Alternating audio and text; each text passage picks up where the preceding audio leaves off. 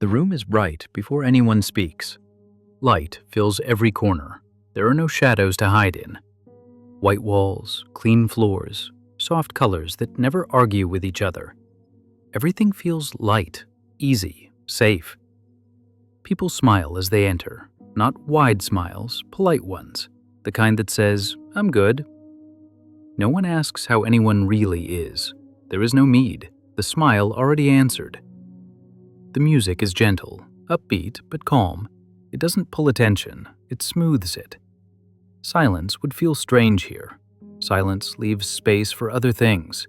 The music makes sure nothing heavy settles. Words on the walls are short and friendly. Joy, gratitude, growth. You don't stop to read them, you already know them. They feel familiar, like something you've heard many times before. People move lightly, shoulders relaxed, heads slightly lifted. Even standing feels rehearsed. You notice how rarely anyone frowns, how quickly a serious face corrects itself, as if sadness forgot it was not welcome. The room does not feel fake. That's important. It feels organized, designed, like a place built to keep things moving forward. If something hurts, it will pass. If something feels wrong, it will improve. That's the feeling in the air. No one complains. Not because there is nothing to complain about, but because complaining would feel awkward, like speaking a different language, like breaking a rule that no one had to explain. The stage is bright too, even when empty. It doesn't wait in silence, it waits with a smile. You can already imagine how it will sound. Encouraging, uplifting, reassuring.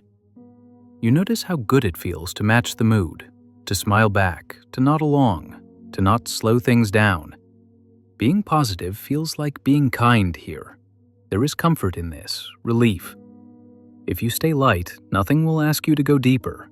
Nothing will ask you to explain yourself.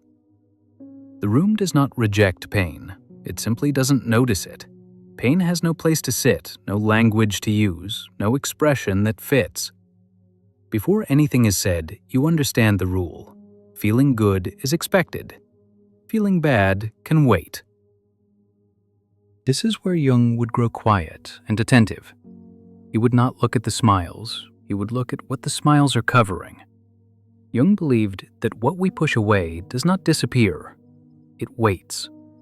When a feeling is not allowed, it moves into the shadow. The shadow is not evil, it is simply unseen. In a room like this, the shadow grows quietly. Sadness has no words here. Anger feels rude. Fear feels weak. So these feelings are swallowed, smoothed over, replaced with a smile. People learn quickly what works. When they look upbeat, they are welcomed. When they sound hopeful, they are praised. When they stay positive, they belong. The lesson is simple. Some feelings fit, others do not. Jung would notice how people begin to correct themselves. A heavy thought appears, then disappears. A serious face softens into a grin. Not because the feeling is gone, but because it has learned to hide. The shadow does not stay empty for long. It fills with things that were never spoken. Disappointment, grief, frustration. These feelings stack quietly, one on top of another. No one sees them, but they add weight. The problem is not the smile. The problem is the rule behind it. When positivity becomes expected, honesty becomes risky. People stop asking how they really feel. They ask how they should feel. Jung warned that the shadow always finds a way out. It leaks through tone, through tiredness, through sudden anger that feels out of place, through sadness that appears without a clear reason. In this space, the shadow has nowhere to land safely, so it waits. It grows patient.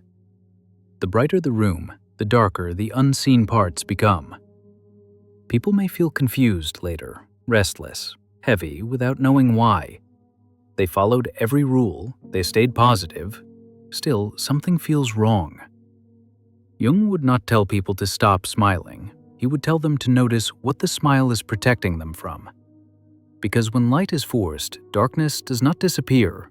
It learns to hide better. At some point, the smile stops being a feeling and starts becoming a signal. Nietzsche would notice that change immediately, not because the smile is false, but because it has become expected. In this space, positivity feels like the right thing to do. Staying upbeat sounds mature, calm, strong. Smiling becomes proof that you are coping well, that you are growing, that you are doing life correctly. Nietzsche paid close attention to moments like this, moments when morality hides inside good intentions, when certain emotions are praised and others quietly pushed aside. No one says, "You must smile." It's understood. The smile begins to carry meaning. A smile says you are healthy. A smile says you are grateful. A smile says you are on the right path. Not smiling starts to feel like a problem, like resistance, like weakness. Here, morality is gentle but firm. It does not punish sadness, it simply avoids it. Sadness becomes awkward. Anger feels unnecessary. Doubt feels negative. These emotions are not wrong, but they are inconvenient. Nietzsche warned that morality can become a comfort, a way to feel good about feeling good. When positivity becomes a value, honesty becomes negotiable. People learn which truths are welcome and which are better left alone.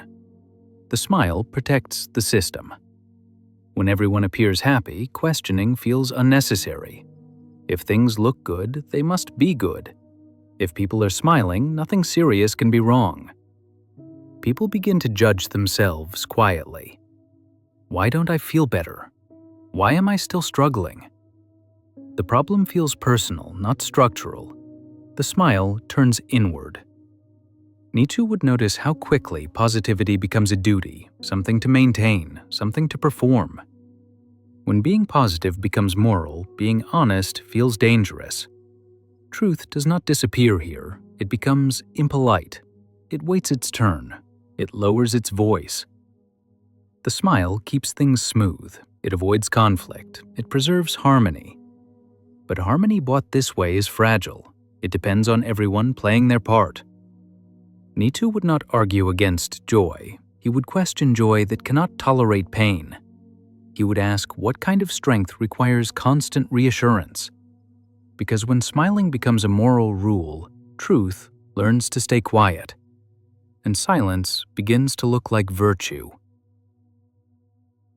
Power does not always need force. Sometimes it only needs agreement. Machiavelli would notice how easily the smile becomes a tool for this. In a space like this, smiles guide behavior. They reward alignment. When someone stays cheerful, they are included. When someone stays calm, they are trusted. When someone stays positive, they are seen as cooperative. No one gives orders, no one threatens. The rules are enforced by reaction. A warm response here, a pause there, a change in tone. People learn quickly what keeps things smooth. Machiavelli understood that the most stable power feels voluntary. People police themselves when the cost of standing out feels higher than the cost of hiding discomfort. The smile helps with this. It keeps everything moving without resistance. When someone speaks with too much pain, the room tightens. When someone sounds angry, the energy shifts. Not openly, subtly. The message is clear without being spoken. This is not the place for that. So people adjust. They soften their words. They lighten their tone. They smile through things they don't understand yet. The system does not need to silence them. It only needs to make silence feel easier. The smile also creates hierarchy. Those who can stay positive rise faster. They are praised as resilient, as strong, as inspiring. Those who struggle quietly fall behind, even if no one blames them. Machiavelli would notice how useful this is. Positivity keeps order. It prevents conflict. It reduces friction. It makes control feel like harmony. The smile becomes a signal of loyalty, not to a leader, but to the mood. If you match the mood, you belong. If you don't, you feel out of place. Power prefers this kind of order: clean, quiet, efficient. No arguments, no resistance, just alignment. The system doesn't need to ask people to hide their pain. People do it themselves because fitting in feels safer than standing out. Machiavelli would not call this cruel, he would call it effective. When control feels like kindness, it lasts longer, and when everyone is smiling, it becomes hard to see who is carrying the weight. Belief feels strongest when it feels light. Napoleon Hill understood this well. He watched how optimism can move people forward when doubt feels heavy. In spaces like this, belief is kept simple, bright, and easy to carry. Hill believed belief should energize. It should lift people out of fear and toward possibility. The smile fits perfectly into this idea. Smiling feels like progress. It feels like momentum. Even when nothing has changed yet, the smile says something is working. Here, belief is not built on proof. It is built on mood. If you feel good, you must be doing something right.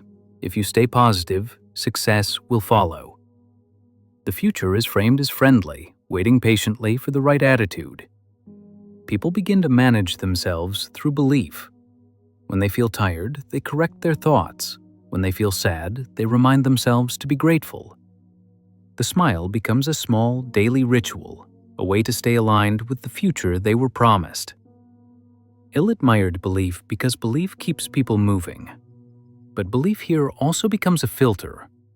It decides which feelings deserve attention and which should be replaced. Pain is not denied, it is postponed. Not now, the smile says, later. The promise of success stays close, just beyond reach, close enough to encourage effort, far enough to explain delay. Belief stretches time gently. It makes waiting feel productive. People invest in this belief because it feels hopeful. It feels healthier than doubt. Questioning positivity starts to feel like self-sabotage. Why think negatively when optimism feels so much better? Hill would notice how belief becomes self-protecting. When belief feels good, people defend it. They repeat it. They share it. They teach it to others. The smile spreads faster than concern ever could. Belief does not need to solve problems to survive. It only needs to keep spirits high. As long as people feel encouraged, belief feels justified. The smile becomes proof that belief is alive, proof that success is coming, proof that everything is moving in the right direction. And when belief is measured by how good it feels, discomfort becomes easy to ignore. Until the next observation.